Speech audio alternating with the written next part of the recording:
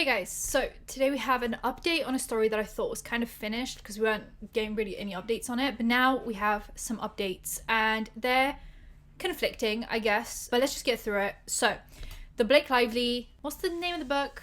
It Ends With Us, Justin Baldoni situation. I did, I believe, like 2, maybe 3 videos on it. I'll try and link all of them in order, so if you guys want like a full recap, you can just watch those and then it will perfectly segue you into this, but if not, I'll give a quick recap and we'll just get on with it. Today's video is actually very kindly sponsored by Wild, who've been my deodorant of choice for the last few years. I think we're coming up to like half a decade now, which is a crazy statement to make. And they have just come out with their Christmas range. I'm just so excited about new collections whenever they come out with them. You guys know that. We have the new Snowflake case, which is, I'm gonna say this again, it's one of my favorites. I just never really know which one I want to settle on because a new one always comes to my door and it's better than the previous one.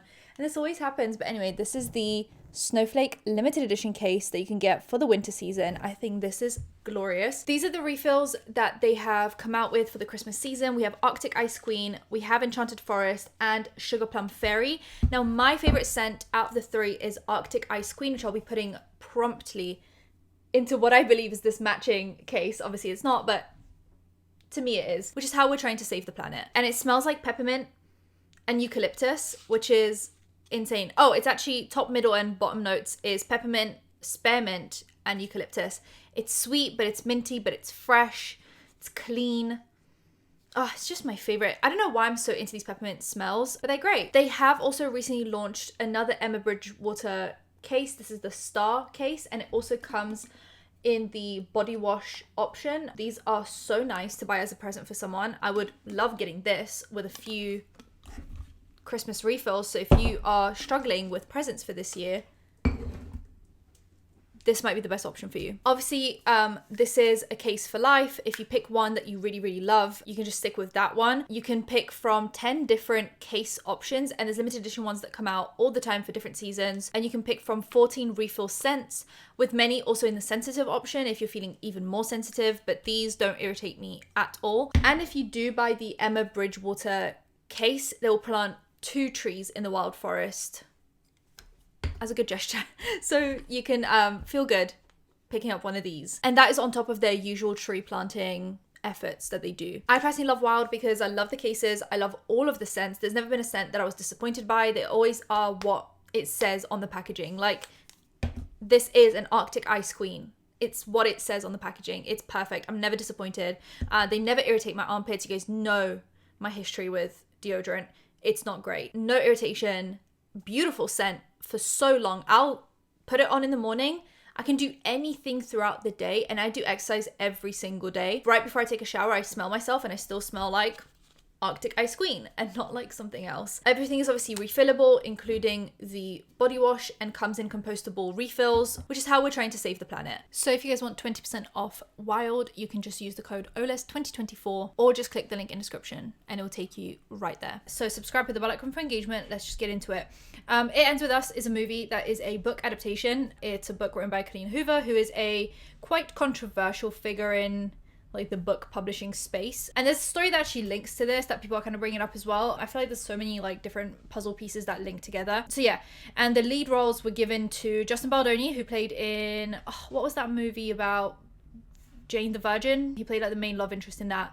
And then we have obviously Blake Lively, Miss Gossip Girl herself. Obviously she didn't play Gossip Girl, she played Serena in Gossip Girl, but you guys know what I mean. What else did she play in? A few different things. Yeah, so they were cast as the main roles. I mean, from the get-go, it kind of caused a bit of a controversy because people did not see them two as like the roles in the book. She actually had to have ginger hair for it, which she obviously naturally doesn't have. She's a blonde. And yeah, people just kind of saw them as too old for the role and just not the right fit for the role. And I thought the same thing. But yeah, anyway, It Ends With Us came out. Justin Baldoni, I believe, is the director and the lead role. And then I believe Blake is producing it. So yeah, they obviously both played the lead roles but also played quite big roles in like the back end of the movie. Now, during the promo for the movie, Justin Baldoni was going on the press run and talking about domestic violence, because that's what the book and the movie is about. It's about a abusive relationship and how hard it is to leave, and the end result is it ends with us, as in like it ends here, because it's a, if you see it in your family, you tend to copy it. And then so if you saw a lot of abuse in your family, you can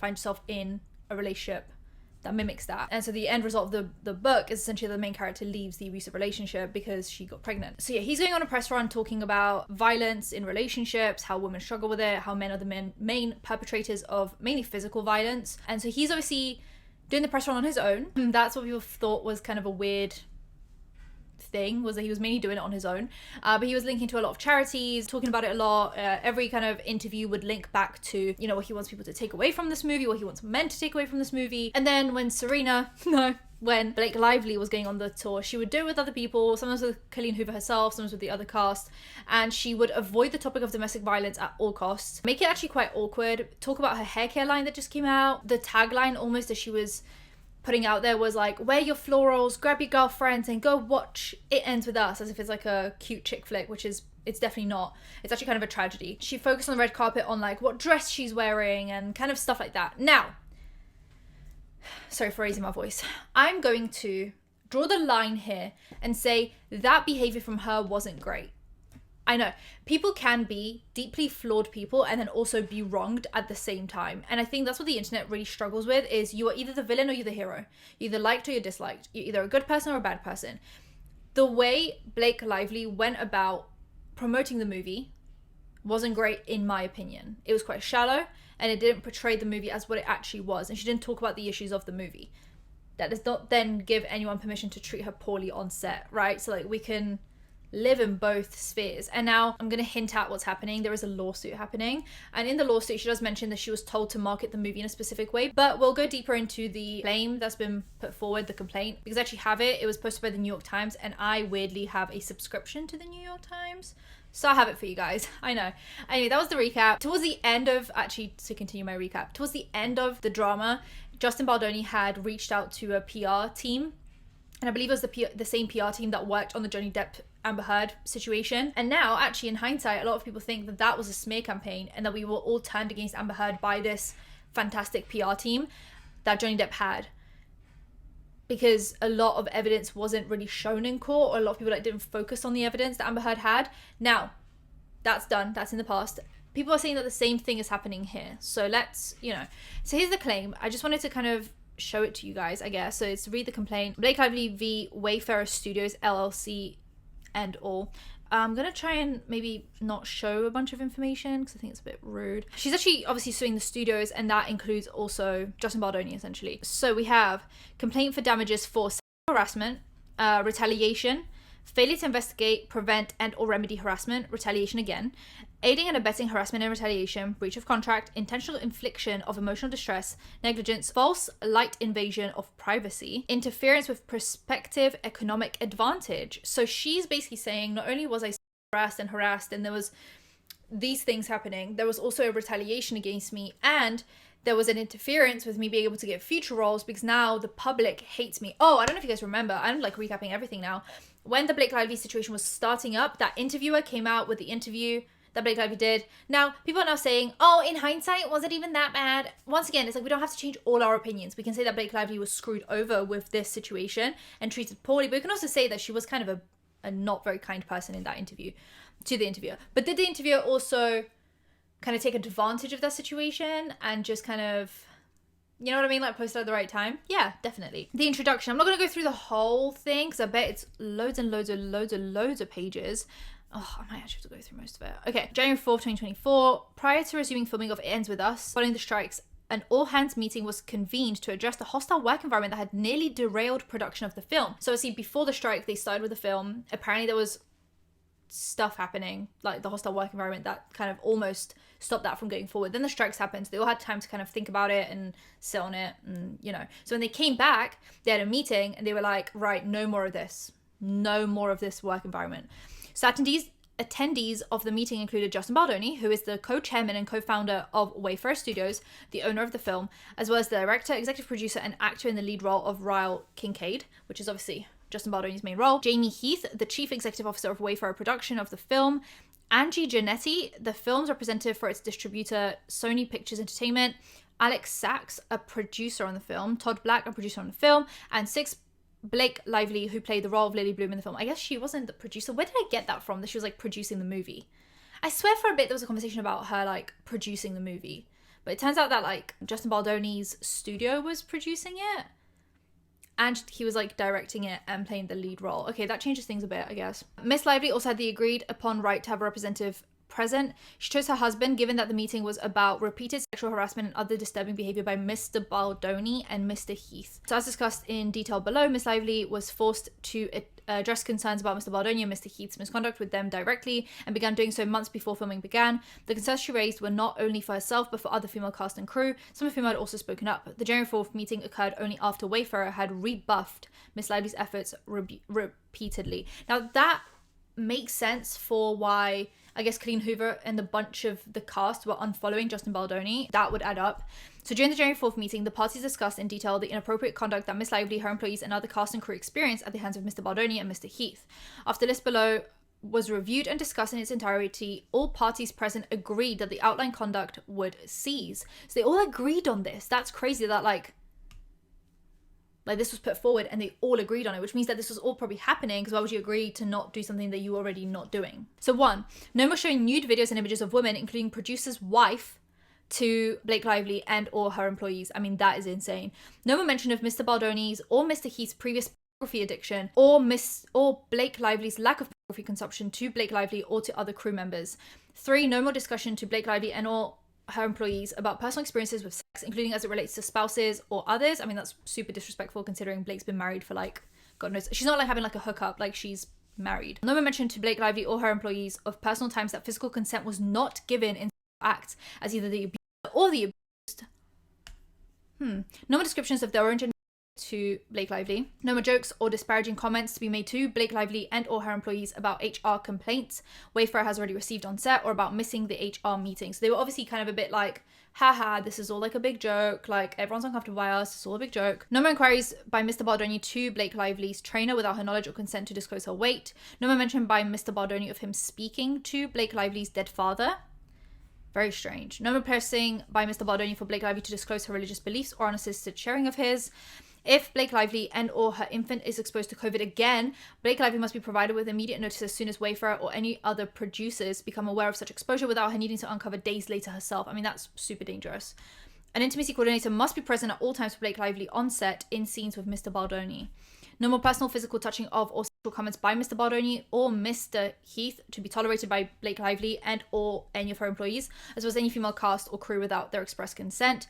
No more improvising of kissing or intimate touch must be choreographed in advance with Blake Lively and an intimacy coordinator. I mean, there's been a lot of talk about intimacy coordinators recently and how like it's like a pointless job, but like I absolutely don't think it is. There was talk with the new movie called Honora, and how the two main like lead roles, both the actors basically agreed to not have an intimacy coordinator with the director, but like the cast is really young, and so I just wonder how much of that was the director going, oh, like it'll be fine without, you know, like how much of that was him persuading them to not have one, because then you can get people to do more that they might not then be comfortable with later on. I think if you're doing like scenes where you're naked and you're not in, you should probably have an intimacy coordinator to make sure that everything runs smoothly, there are as least people around as possible, and everyone's just comfortable and dressed as much as they can be. You know, like I just think that should be the and even if you're in, I mean, there should be like some kind of coordinators, because there's things that happen on set where people are saying, you know, in hindsight,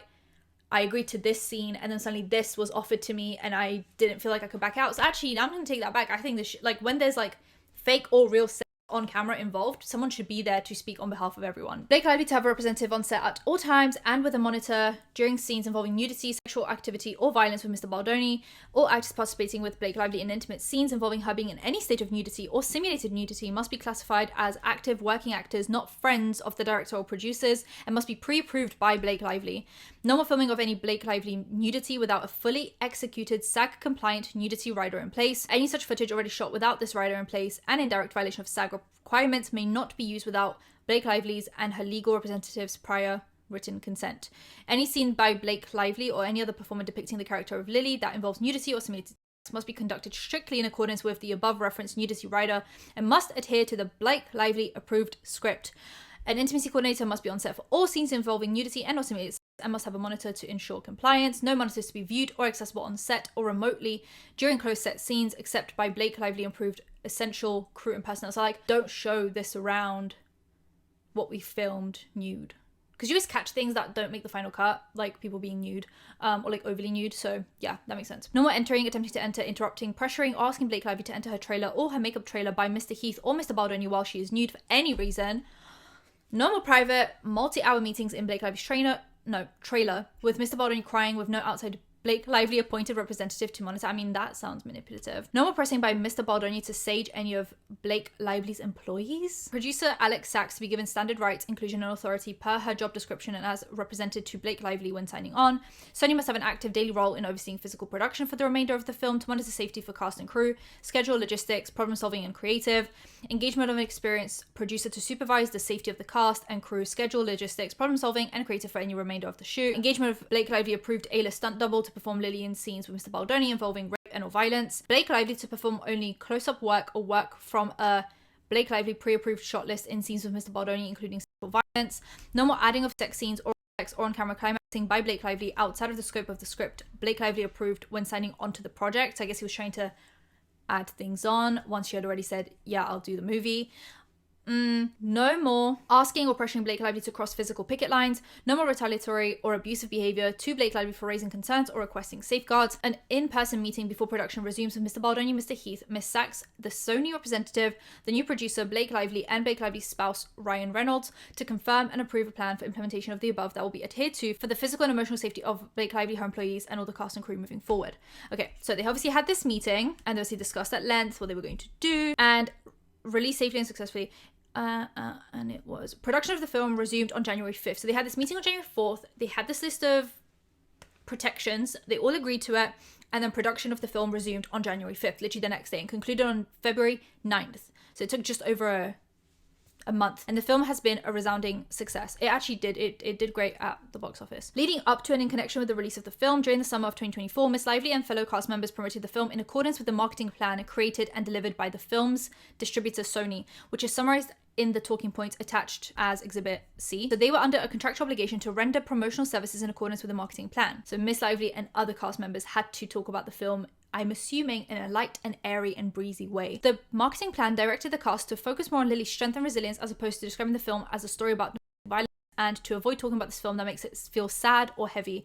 It's a story of hope. And that's why I guess she kept on talking about how she can like overcome things and blah, blah, blah, that we all found a little bit annoying actually. In the days leading up to film's release, Mr. Baldoni abruptly pivoted away from the film's marketing plan and the types of publicity activities in which he had previously participated. What the public did not know was that Mr. Baldoni and his team did so in an effort to explain why many of the film's cast and crew had unfollowed Mr. Baldoni on social media and were not appearing with him in public. To that end, he and his team used violence survivor content to promote his public image as described in further detail below. So obviously that all then talks about the way that he like departed from their marketing plan essentially. What the public also did not know that this was the beginning of a multi-tiered plan that Mr. Baldoni and his team described as social manipulation designed to destroy Miss Lively's reputation.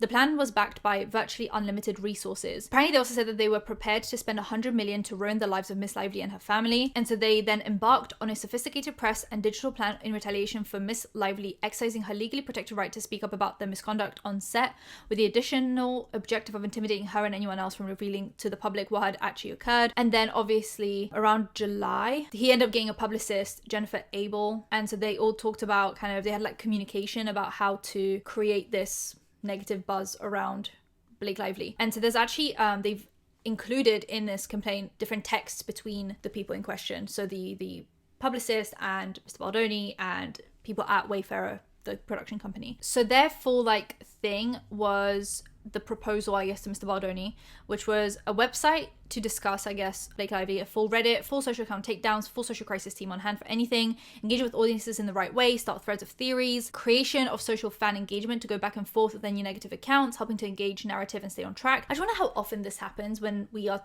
told to hate someone.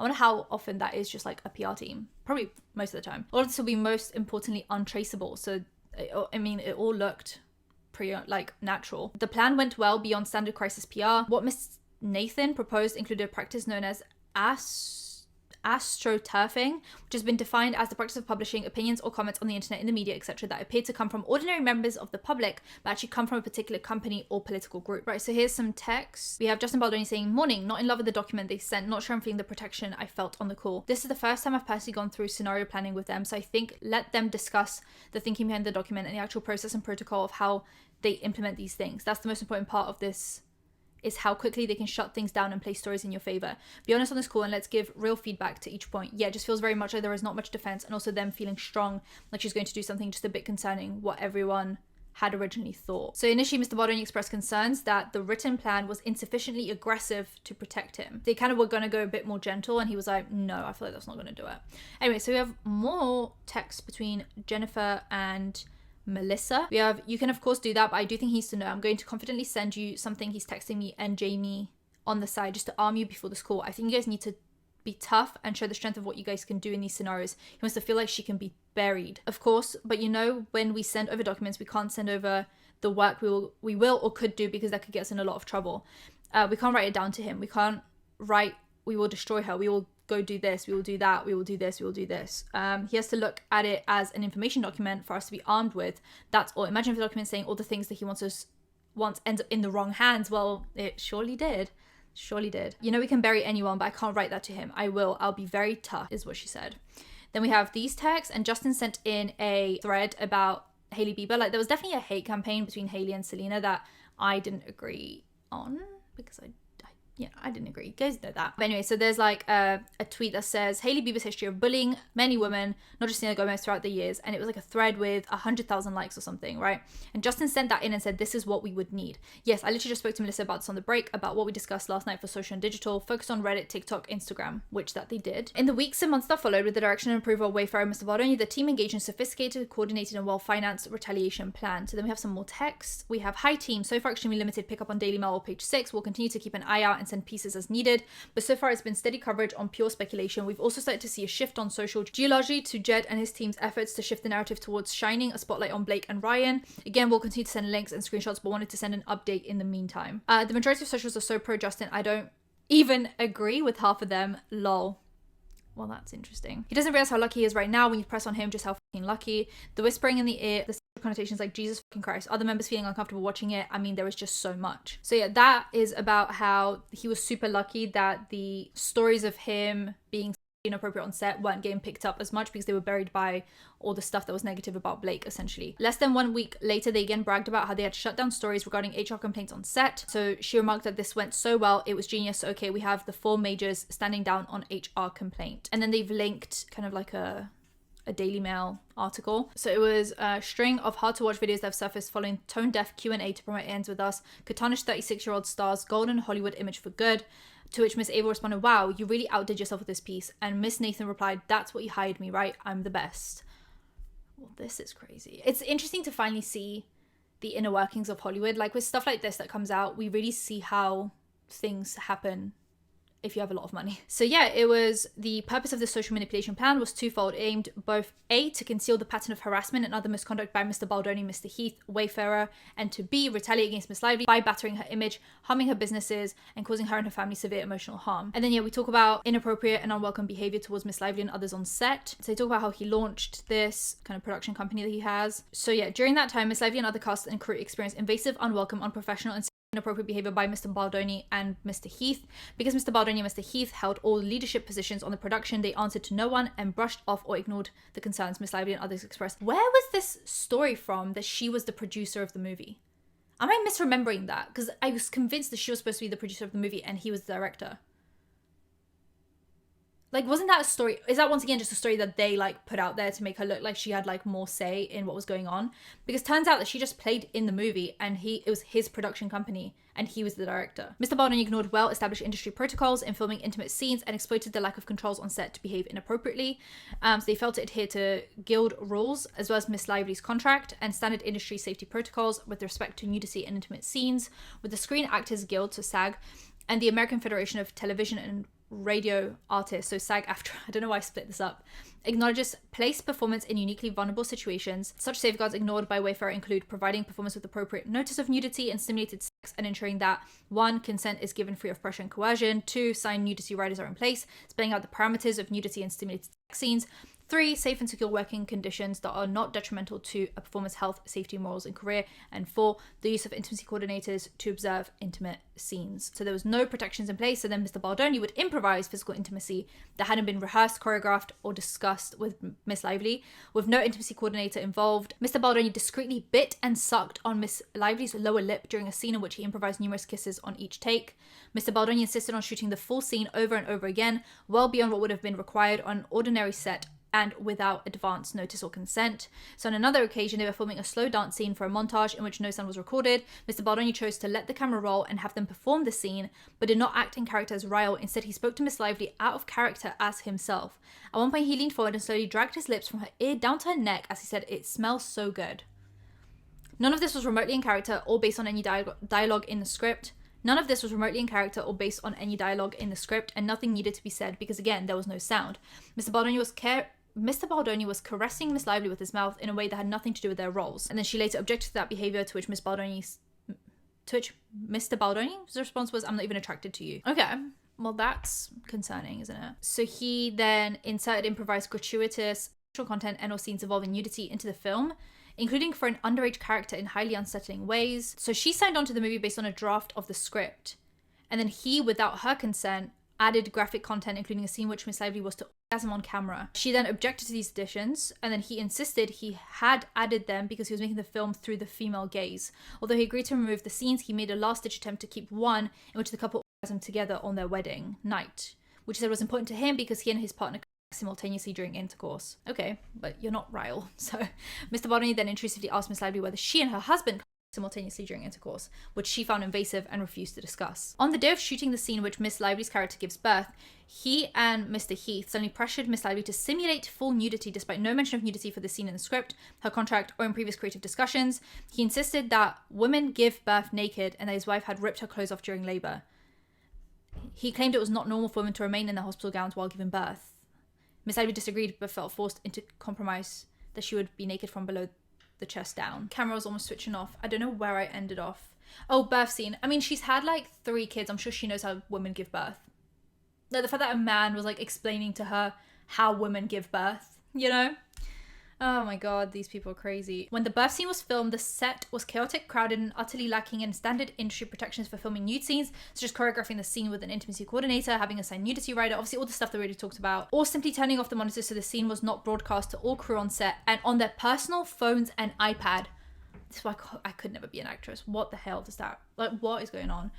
They also failed to close the set, allowing non-essential crew to pass through while Miss Lively was mostly nude with her legs spread wide in stirrups and only a small piece of fabric covering her genitalia. Among the non-essential persons present that day was Wayfarer co-chairman Mr. Sarowitz, who flew in for one of his few set visits. Very strange timing to come in. She was not provided with anything to cover herself with between takes until after she had made multiple requests. Miss Lively became even more alarmed when Mr. Baldoni introduced his best friend to play the role of the OBGYN, when ordinarily a small role of this nature would be filled by a local actor. Miss Lively felt that the selection of Mr. Baldoni's friend for this intimate role, in which the actor's face and hands were in close proximity to her nearly nude genitalia for a birth scene, was invasive and humiliating. To add insult to injury, Mr. Heath approached Miss Lively and her assistant on set and started playing a video of a fully nude woman with her legs spread apart. Miss Lively thought he was showing her pornography and stopped him. Mr. Heath explained that the video was his wife giving birth. She was alarmed and asked Mr. Heath if his wife knew he was sharing the video, to which he replied, "She isn't weird about this stuff," as if Miss Lively was weird for not welcoming it. Miss Lively and her assistant excused themselves, stunned that Mr. Heath had shown them a nude video. I mean, that is...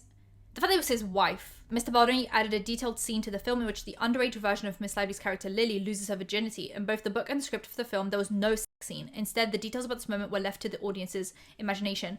But Mr. Baldoni added in considerable details, including both dialogue between young Lily and her boyfriend Atlas about the loss of her virginity, as well as simulated sex scene in which Mr. Baldoni filmed and included in his initial cut of the film a close-up of young Lily's face, accompanied by an audible gasp at the moment of penetration. Miss Lively was informed that when the scene was shot, after Mr. Baldoni called cut, he walked over to the actors and said, "I know I'm not supposed to say this, but that was hot. And did you two practice before this?" That's obviously not something a director should be saying. to the actors on set. They then discussed obviously personal experiences and previous addiction and tried to pressure Miss Lively to reveal details about her intimate life. So they had a car ride, Miss Lively and her assistant and a driver. Mr. Baldoni claimed to Miss Lively that he had been sexually abused by a former girlfriend, which he has since shared publicly. So at the end of that story, Mr. Baldoni shared that it had caused him to re-examine his past. He then said, "Did I always ask for consent? No. Did I always listen when they said no? No." Mr. Baldoni claimed this was an example of how we all have things from which we can learn and grow. Miss Lively was unsettled by Mr. Baldoni's suggestion that he had engaged in sexual conduct without consent. When Miss Lively exited the car, her driver immediately remarked that he did not want Miss Lively to be alone with Mr. Baldoni going forward. I mean, that's concerning. On the first day of production, Mr. Baldoni and Mr. Heath described their past relationships to Miss Lively, including one of them used to hook up with a woman. Mr. Baldoni said that he had decided the woman wasn't the one, so then Mr. Heath had gotten together with her. Miss Lively found this description of passing along a woman to be disrespectful and disturbing. They talked about their previous pornography addiction, and he would often reference it to Miss Lively. She would then shut it down and said she's never seen it. Mr. Baldoni would then reference it again, and then he revealed in front of other cast and crew that Miss Lively had never seen. It was an incredible invasion of her privacy. He engaged in other behaviors that were shocking and emotionally distressing. For example, he claimed that he would speak to the dead, and on several occasions told her he had spoken to her dead father. I mean, that's strange. He objectified Miss Lively and other women by commenting on or criticizing their bodies as sex objects. He often referred to women in their workplace as. When they expressed discomfort, Mr. Baldoni would deflect or try to pass it off, which undermined Miss Lively and others' concerns. On another day, Miss Lively wore a low-cut dress to facilitate breastfeeding, but had it covered up with a coat. But then the jacket briefly popped open at one point to reveal the dress, and he commented about how much he liked her outfit. And then he pressured Miss Lively, who was in her pre-approved wardrobe, to remove her coat in front of other crew and multiple background actors in a packed bar.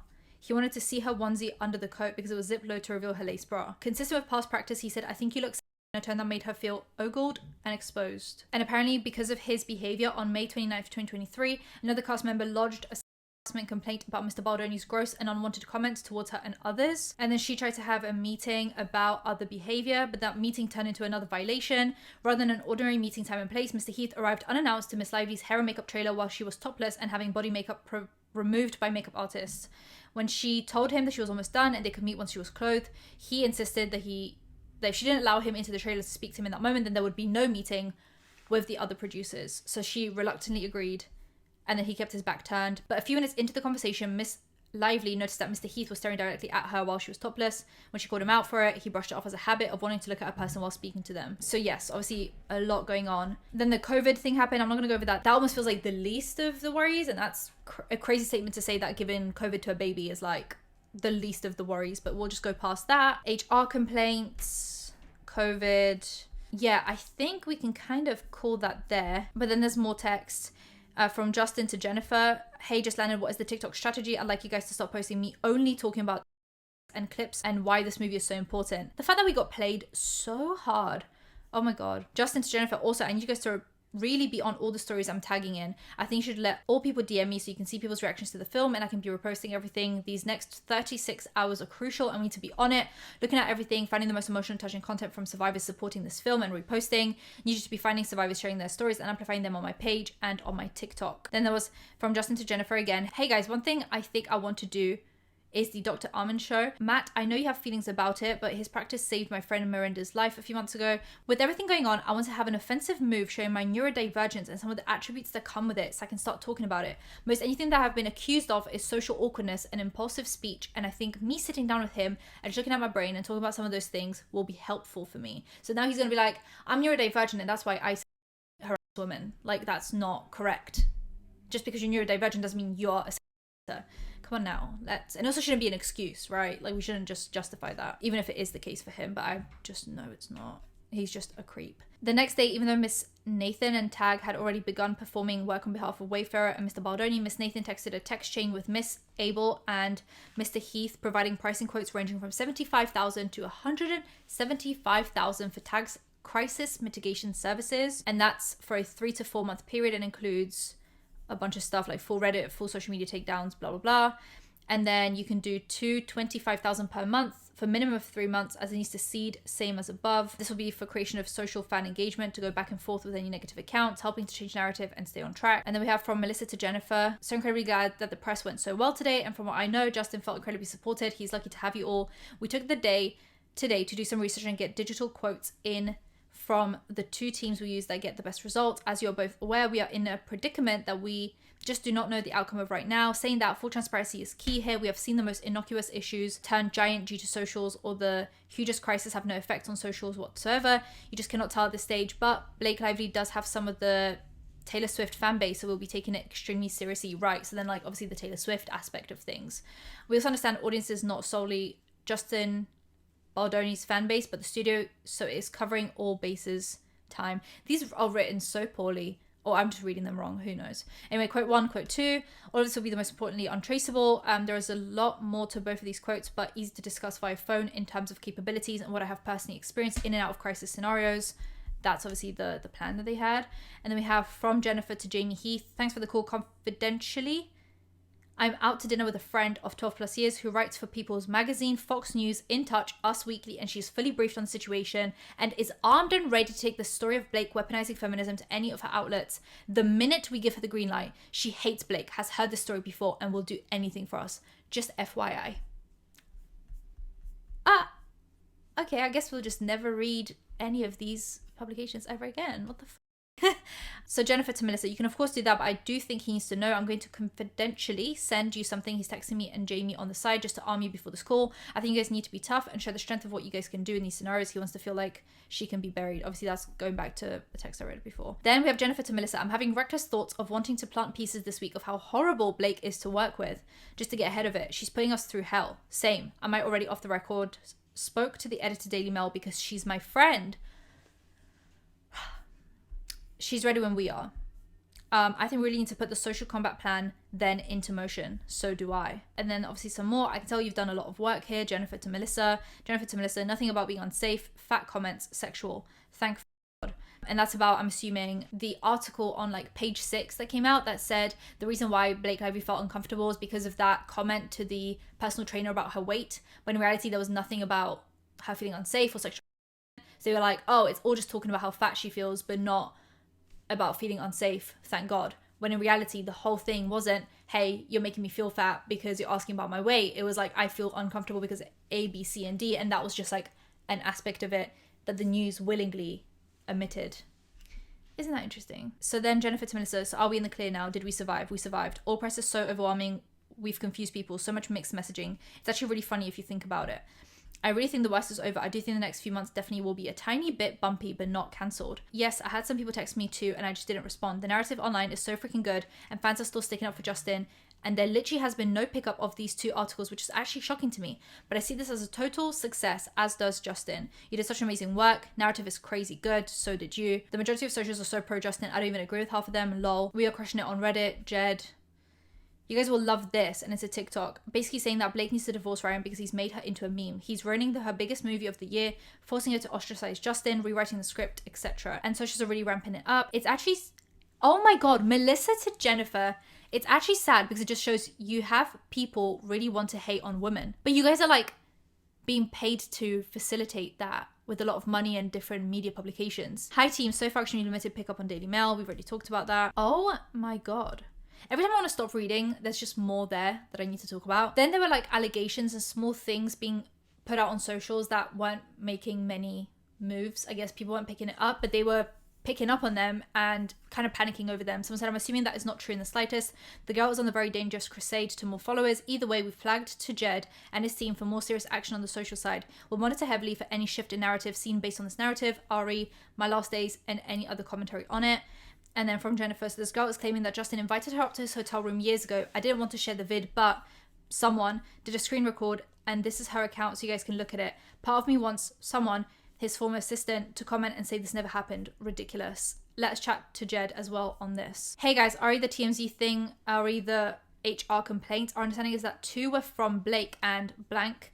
The sexy comment is the additional one from blank. Ari the thing with Jamie and her apartment in New York City. I just want to clarify. I think we need to position it as the claims that are already out there about the kiss on the weight comment. So they've then turned a bunch of claims into just like this one thing, and that's what the news picked up on, which is crazy. Anyway, okay, I'm just gonna draw that there because I think we get the idea of what's going on. And yeah, the internet is now ablaze because everyone felt duped. We felt duped. People talking about drama felt duped. Just regular viewers of the movie and of movies, just regular people that don't post on social media were duped. Everyone's duped. Why? Because Justin Baldoni had about 300k to spend on a PR crisis team who know people at Fox News, who know people at TMZ, who know people at Daily Mail, and they all spread the same bullshit. And unless Blake Lively had sued him, we would have never known any of this. So you can think Blake Lively is really annoying. Sure. You can think she's a pick-me. You can think she's a fake feminist. You can think that she is a bad actress. You can think whatever you want. But you can also think that she has every right to sue him and that he's just a bad person. Because there's a difference between being annoying and being a bad person. We have maybe someone potentially annoying, and then we have someone who's a bad person. I think we know who's more in the wrong here. Anyway, I'm disappointed in how media's going, but you guys let me know what you think. Subscribe with the bell icon for engagement. I'll see you guys in my next one. Bye, guys.